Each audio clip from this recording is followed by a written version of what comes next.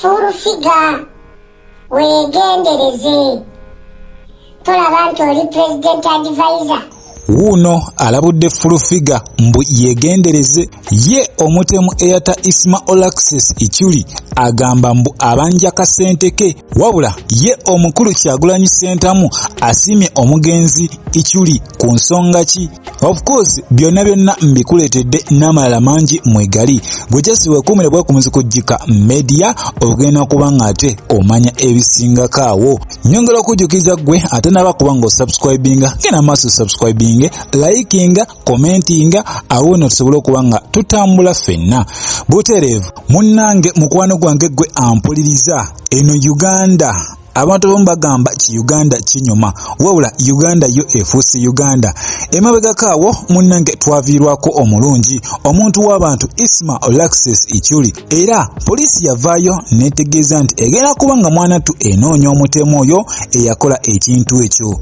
Naye munnange bangi tuzze tubalaba ng'emizimu gibaloosa era nga bagamba balaba abatemu.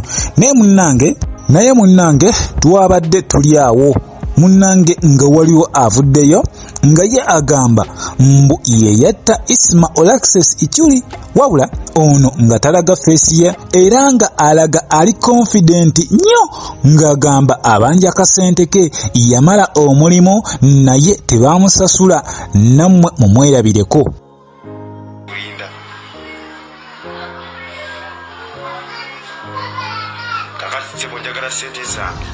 Oyo nno gw'olabyabo mukwano gwange mu kimasiki eyo yoyo agamba mbu ye yatta Isma Olaxes.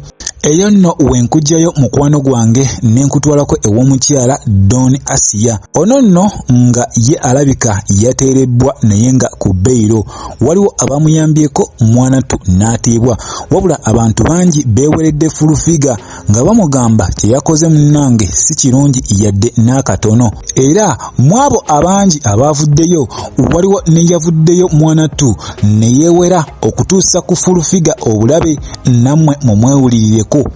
Furufiga wegendereze tolaba nti oli president advisor naye osusiza akamanyiiro bagenda labirako gwe otavaayo ne weetondera abantu bonyiziza abamu balowooza byenjogera sibikakasa. Oyo nno munnange gw'olabyawo yoyo agamba Furufiga yegendereze ayinza ofuna obuzibu. Munnange bano barikodinga video zino naye fesi zaabwe tebaziraga osanga wabaawo ensonga.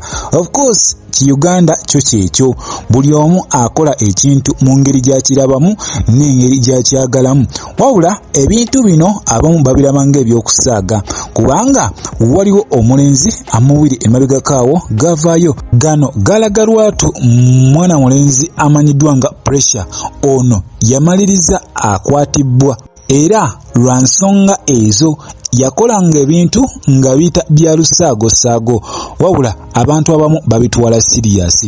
That's why Tamale Junior yavudde n'agamba ba TikToker bonna nti lwaki ovuma omuntu naye nga tolina muntu n'omu munene gw'omanyi mu gavumenti. Kitegeeza wobeera ku TikTok buli kyokola kyonna kiba countable. So mwenna abali ku TikTok stay warned bannange mwegendereze content gwe mukola. Ogenda kuvaayo nga ononya likes mwanattu likes zikufuukire likes, following zikufuukire following. Eyo nno nga nkujjeyo mukwano gwange nkututeko ew'omukulu Kyagulanyi Ssentamu.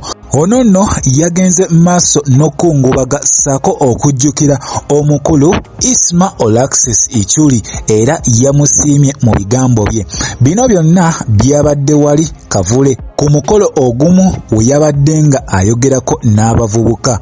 Mu bigambo bye Kyagulanyi Ssentamu agamba nti omugenzi ono yali w'amaanyi nnyo era musajja wa mutima mulungi. N'agamba nti yadde yali amwogerako ebigambo ebikyamu, yali amwogerako ebigambo eby'obulimba wabula ate yali oluusi ayogera ebituufu. Jjukira nti at first omukulu Isma Olaxes iculi nga tannaba kubanga ate akaka yasooka kulumba famire y'omukulu Kyagulanyi Ssentamu era bangi bavaayo ne bavumirira ekikolwa kino.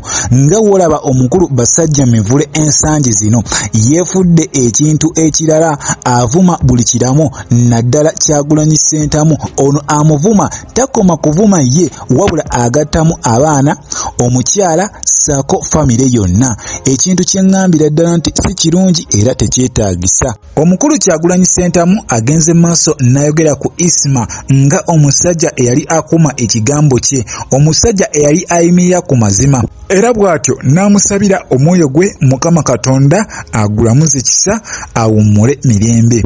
Wabula takomyawo, agenze maaso n'akubiriza ababloga bonna n'abagamba bannange, musigale ku mazima, mwogere amazima, muve mu by'okwogera eby'obulimba. Awo nno era agasseeko n'agamba nti poliisi yatusuubiza okuba ng'ate etuwa ripooti ejjudde eyeetengeredde ku kufa kw'omukulu Isma Alexis Iculi, wabula n'asaba poliisi weba ereeta ripooti eyo mwanattu ereete amazima, because saawa nga zino twetaaga mazima meereere. Jjukira nti omukulu Isma Alexis Iculi ono yali ayogerera gavumenti eri mu buyinza, era ono yattibwa nga akubwa amasasi we yali nga adda ewaka we, era kigambibwa mbu yali avaako mu kucyakala, yali ava mu kasaawe kwesambira ku mupiira, ne mwanattu abakwata mmundu bano tebaamulinza kubanga atuuka ewaka, yakoma mu kkubo, mwanattu ne bagamwambaza. Tusaba Mukama Katonda amusonyiwe ebyo byonna bye yasobya, awummule mirembe. Wabula ebyo byonna nga tubitadde ku bbali, waliwo MP omu agambibwa okuba mbu ono bamutiisatiisa okumutta, era bano bagambibwa okuba nga bapoliisi ssaako ab'amagye aga UPDF. Era wano omwogezi wa poliisi Fred Enanga agenze maaso n'atutegeeza ti poliisi ekyagenda mu maaso n'okunoonyereza abantu abo, era essaawa yonna singa ebakwatako bajja kusibira mabega wa mitayimbwa. Jjukira ono si yasoose okuba nga atiisibwatiisibwa. Emabega kaawo judiciary driver ono yavaayo n'agamba bannaye, munsibe kasente oba si nja kuggyawo omunene nziggyewo ne ba bodyguard bonna. Era mu kaseera ke kamu emabega kaawo twalabako omusirikale eyakuba omuyindi ebyasi ebyamujja mu bulamu bw'ensi eno, wabula byonna byali byetoololera ku ssente. Awo nno wenkubuuliza lwaki MP atiisibwatiisibwa, amanya ategerekeseeko nga MP Joyce Baagala, era ono bamukwata mmundu amumutiisatiisa okumutta, bamugambye waatawaayo ssente ezikunukkiriza mu miliyoni 12 mwanattu obulamu bwe ayinza obutasigaza. Era bano bagenze maaso ne bamuwa short notice. Ono bagenze maaso ne bamutegeeza nti mu nnaku 3 singa abatawaddeeyo ssente ezo mwanattu agenda kifuuwa ng'akizza munda. Ate bano abasajja balabika bali siriyasi, wabula Fred Enanga agamba tebannakakasa naye bakyanoonyereza bafune abantu abo abatiisatiisa MP ono. Katusabe Mukama awugule abantu bano baleme kutuusa ku MP ono bulabe. Jjukira MP ono ali ku ludda olwa opposition era nga ali ku kaada eya Nuupu. Kakati awo wesimanyi kiri kuki era kiva kuki, baagala ki, lwaki? Kale ebibuuzo bingi naye ansa zo ntono ddala. Butereevu nyongera okujjukiza mukwano gwange nti oli ku Jika Media, ensibuko y'amawulire. Gwatanaba kubanga osubscribinga, genda maaso subscribinge, likinga, commentinga, tusobole okuba nga ate tutambula ffenna. Mbaagaliza ebisinga, Mukama Katonda abankuumire, mweraba.